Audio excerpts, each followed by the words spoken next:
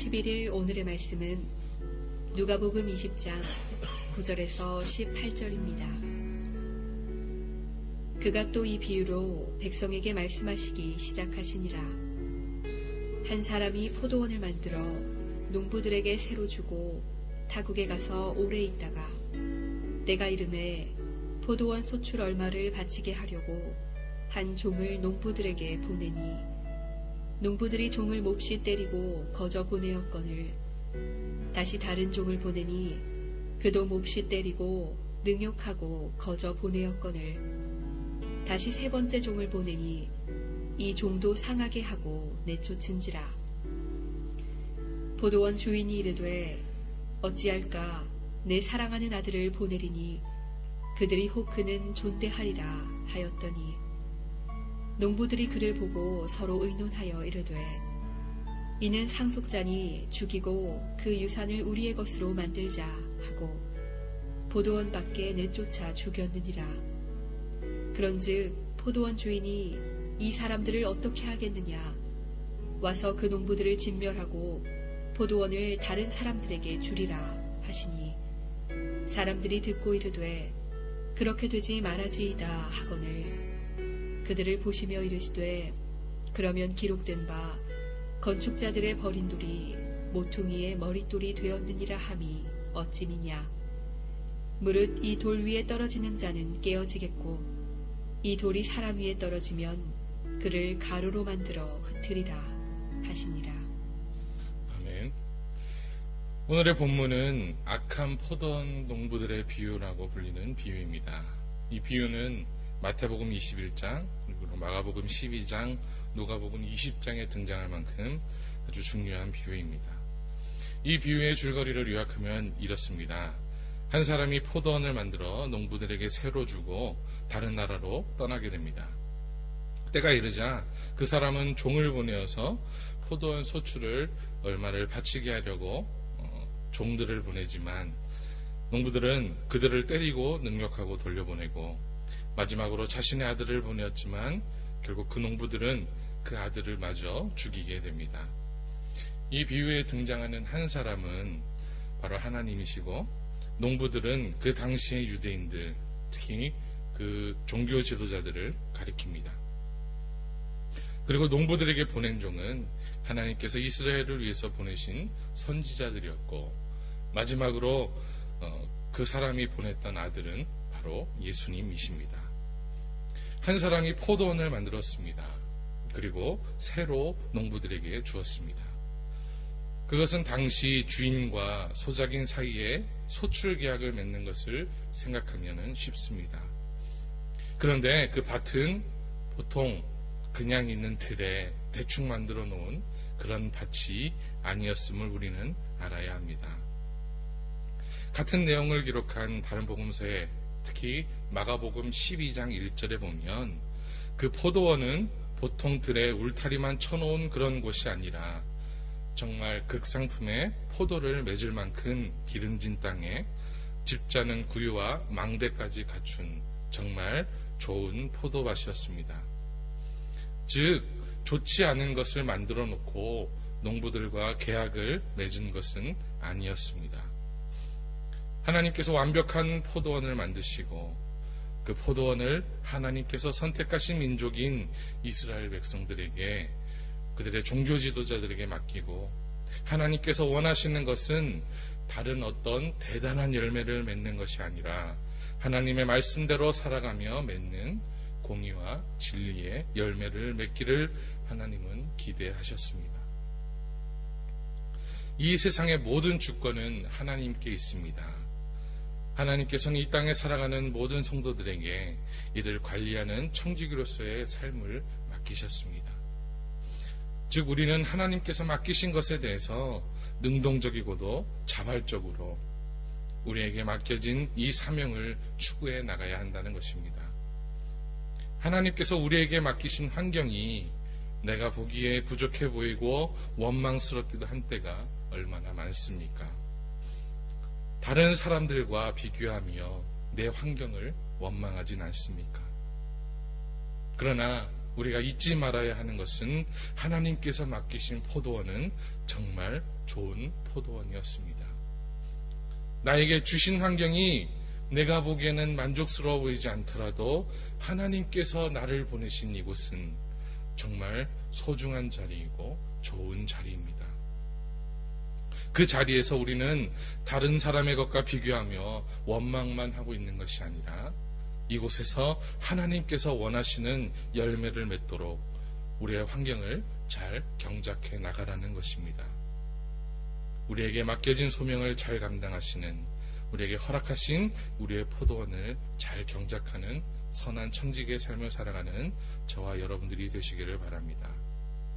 10절의 때가 되자 얼마의 세를 받기 위해서 농부들에게 종을 보냅니다. 그렇지만 약속한 대로 세를 주기보다는 오히려 종을 때리고 그냥 보냈습니다. 그것도 한 번에 그친 것이 아닌 무려 3번씩이나 거듭되었습니다.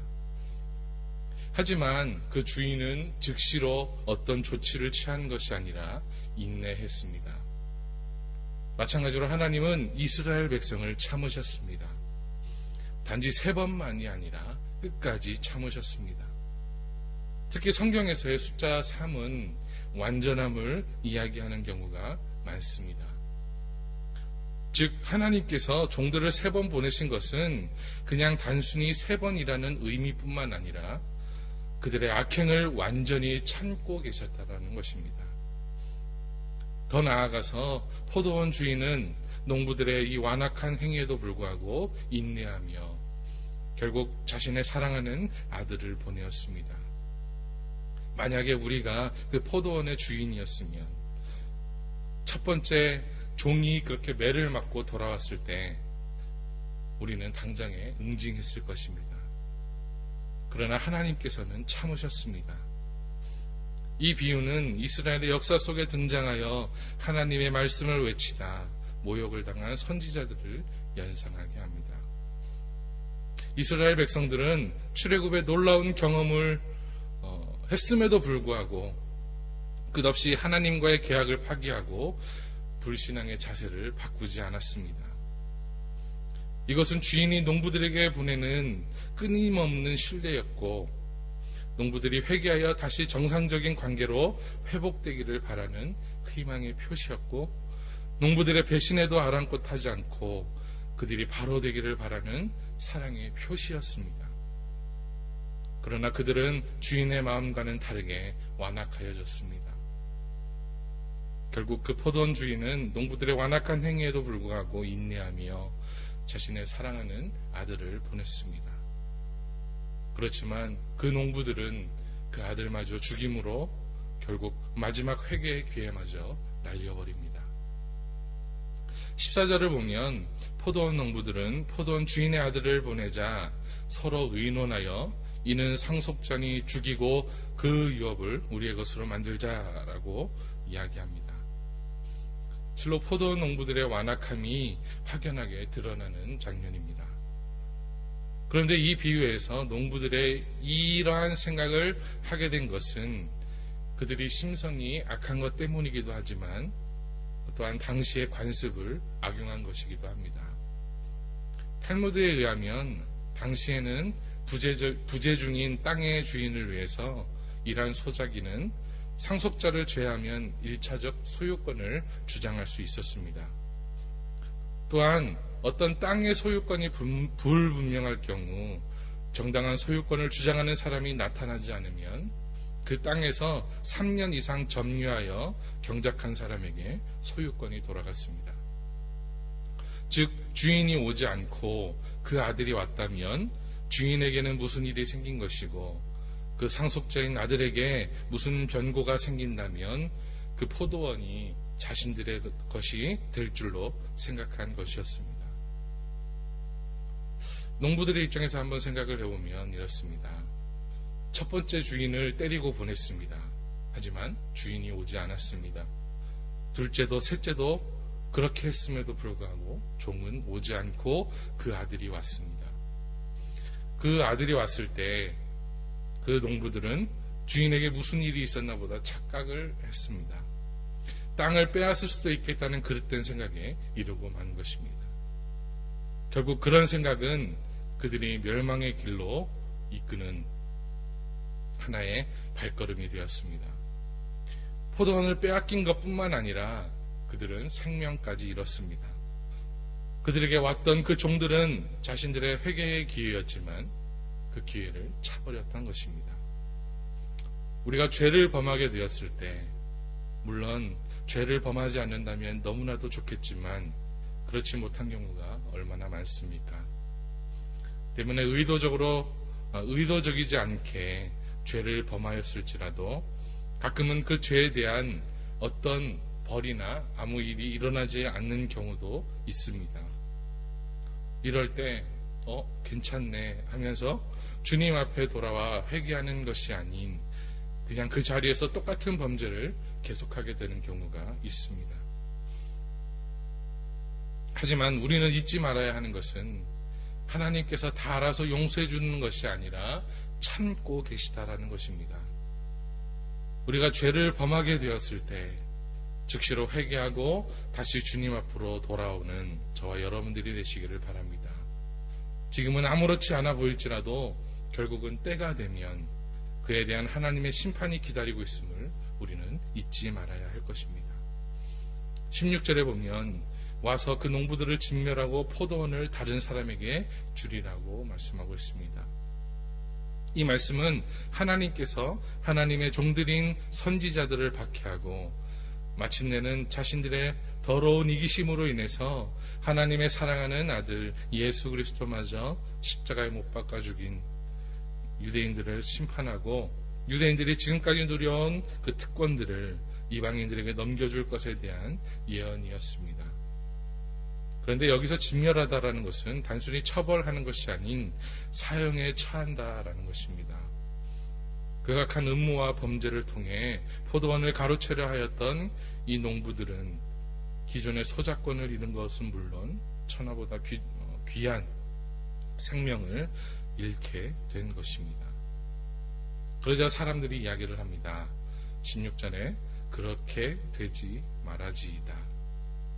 16절 하반절에 보면 유대인들은 예수님께서 악한 포도원 농부의 비유를 마치자 즉시 절대 그렇게 되어서는 안 됩니다 라고 이야기를 한 것입니다. 왜냐하면 메시아를 거절한 유대인들이 모든 특권과 축복을 빼앗기고 대신 이방인들이 이를 차지하라라는 주님의 비유에 담긴 의미를 깨달았기 때문입니다. 그동안 하나님의 선민으로서 자처해온 그들로서는 주님의 메시지를 도저히 인정할 수 없었습니다. 그래서 그들은 한마디로 노를 외침으로써 그러한 일은 일어날 수도 없고 일어나서도 안 된다고 이구동성으로 외친 것입니다. 이에 예수님께서는 17절에서 그러면 건축자들의 버린 돌이 모퉁이의 머릿돌이 되었느니라 라고 성경에 기록된 것은 어찌 된 것이냐고 반문하고 계십니다. 이는 건축자의 잘못된 판단에 대한 경고와 좋은 돌은 한때 버려졌을지라도 다시 발견되어 머릿돌로 쓰여지게 된다는 필연성에 대한 강조입니다. 따라서 건축자는 앞에서 언급했던 비유에서 주인의 종과 아들을 배척하고 죽인 농부들을 상징하고 사실적으로는 이스라엘의 종교 그리고 정치 지도자들과 불신앙적인 유대인을 가리키는 말입니다. 그리고 버린 돌이 머릿돌이 된 것은 예수님을 상징하는 것으로 그들에 의해 버림받고 죽임을 당한다 할지라도 하나님께서는 예수님을 이스라엘의 머릿돌, 온 인류의 머릿돌이 되게 하신다는 의미입니다. 더 나아가서 하나님께서는 이 말씀이 구약 시편 118편 22절을 통해서 그러한 일이 일어나리라 라고 예언하셨는데 만일 너희들의 말처럼 그러한 일이 일어나서도 안 되고 일어날 수도 없다면 하나님께서 성취되지도 않을 일을 말씀하셨느냐는 것입니다. 결국 예수님께서는 지금 이 세상의 역사란 너희 인간들의 생각대로 움직이는 것이 아니라 오직 하나님의 섭리와 뜻대로 이루어진다는 사실을 분명하게 선언하고 계시는 것입니다. 그리고 이 돌은 또한 엄청난 일을 합니다. 18절에 보면 무릇 이 돌 위에 떨어지는 자는 깨어지겠고 이 돌이 사람 위에 떨어지면 저를 가루로 만들어 흩으리라 라고 말씀하고 있습니다. 여기서 이 돌은 바로 예수 그리스도를 상징하는 말입니다. 그리고 이는 예수님을 배척하고 대적하는 자는 준엄한 심판을 연치 못한다라는 경고의 말씀 또한 포함하고 있습니다. 예수님의 모습, 우리는 일반적으로 예수님의 모습을 양으로 비교합니다. 순한 양, 그리고 온유하시며 사랑이 많으신 분으로 우리가 잘못해도 다 이해하시고 용서하시며 끝까지 참아주시는 분으로만 우리는 이해하고 있습니다. 그런데 예수님은 결코 우리가 생각하는 그런 모습만 가지고 계시지 않는다는 것을 우리는 알아야 합니다. 우리는 주님에게서 구원해 주이신 동시에 엄정한 심판주의심을 알아야 합니다. 주님은 자신을 영접하고 그의 말씀에 순종하는 자에게는 우리를 구원하시는 구세주가 되시지만 자신을 배척하고 그 말씀에 불순종하는 자에게는 엄정한 심판주가 되신다는 것을 잊지 마시기를 바랍니다. 성도 여러분, 오늘 비유를 보면 악한 농부들은 선한 주인의 은혜에도 불구하고 이를 무시하며 더 큰 탐욕으로 악행을 거듭하다 마침내 목숨까지 잃는 무서운 심판을 받고 말았습니다. 그러므로 우리는 언제나 받은 은혜에 감사하는 자가 되어야 하겠습니다. 우리가 주님께 받은 그 큰 은혜와 사랑을 언제나 감사하며 하나님께 진정으로 원하시는 열매의 삶을 사는 저 여러분들이 되시기를 바랍니다. 그리고 언제나 내가 믿는 예수 그리스도가 단지 온유하시며 그냥 사랑이 많으신 분으로만 생각하며 우리의 신앙을 가만히 두어 나태하게 만드는 것이 아닌 그를 배척하고 그의 말씀에 순종하지 않는 자에게는 엄정한 심판주가 되신다는 것을 언제나 다시금 되새기면서 우리의 신앙을 주님께로 바로 세워갈 수 있는 저 여러분들이 되시기를 바랍니다. 기도하겠습니다.